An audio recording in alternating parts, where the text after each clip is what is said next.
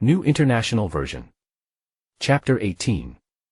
At that time, the disciples came to Jesus and asked, "Who is the greatest in the kingdom of heaven?" He called a little child to him and placed the child among them. And he said, "Truly I tell you, unless you change and become like little children, you will never enter the kingdom of heaven. Therefore, whoever takes the lowly position of this child is the greatest in the kingdom of heaven. And whoever welcomes one such child in my name welcomes me. If anyone causes one of these little ones, those who believe in me, to stumble, it would be better for them to have a large millstone hung around their neck and to be drowned in the depths of the sea. Woe to the world because of the things that cause people to stumble. Such things must come, but woe to the person through whom they come. If your hand or your foot causes you to stumble, cut it off and throw it away.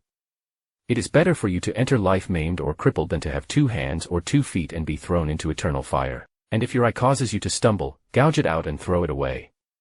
It is better for you to enter life with 1 eye than to have 2 eyes and be thrown into the fire of hell. See that you do not despise one of these little ones. For I tell you that their angels in heaven always see the face of my Father in heaven. What do you think? If a man owns 100 sheep, and one of them wanders away, will he not leave the 99 on the hills and go to look for the one that wandered off? And if he finds it, truly I tell you, he is happier about that one sheep than about the 99 that did not wander off. In the same way, your Father in heaven is not willing that any of these little ones should perish. If your brother or sister sins, go and point out their fault, just between the 2 of you. If they listen to you, you have won them over.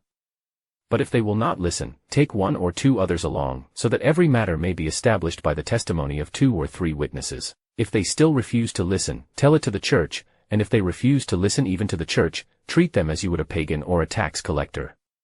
Truly I tell you, whatever you bind on earth will be bound in heaven, and whatever you loose on earth will be loosed in heaven. Again, truly I tell you that if 2 of you on earth agree about anything they ask for, it will be done for them by my Father in heaven. For where 2 or 3 gather in my name, there am I with them." Then Peter came to Jesus and asked, "Lord, how many times shall I forgive my brother or sister who sins against me? Up to 7 times. Jesus answered, "I tell you, not 7 times, but 77 times.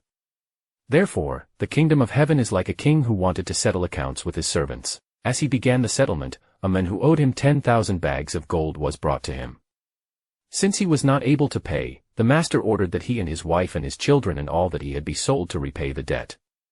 At this, the servant fell on his knees before him. 'Be patient with me,' he begged, 'and I will pay back everything.' The servant's master took pity on him, cancelled the debt, and let him go. But when that servant went out, he found one of his fellow servants who owed him 100 silver coins. He grabbed him and began to choke him. 'Pay back what you owe me,' he demanded. His fellow servant fell to his knees and begged him, 'Be patient with me, and I will pay it back.' But he refused. Instead, he went off and had the men thrown into prison until he could pay the debt. When the other servants saw what had happened, they were outraged and went and told their master everything that had happened. Then the master called the servant in. 'You wicked servant,' he said, 'I cancelled all that debt of yours because you begged me to. Shouldn't you have had mercy on your fellow servant just as I had on you?' In anger, his master handed him over to the jailers to be tortured until he should pay back all he owed. This is how my heavenly Father will treat each of you unless you forgive your brother or sister from your heart.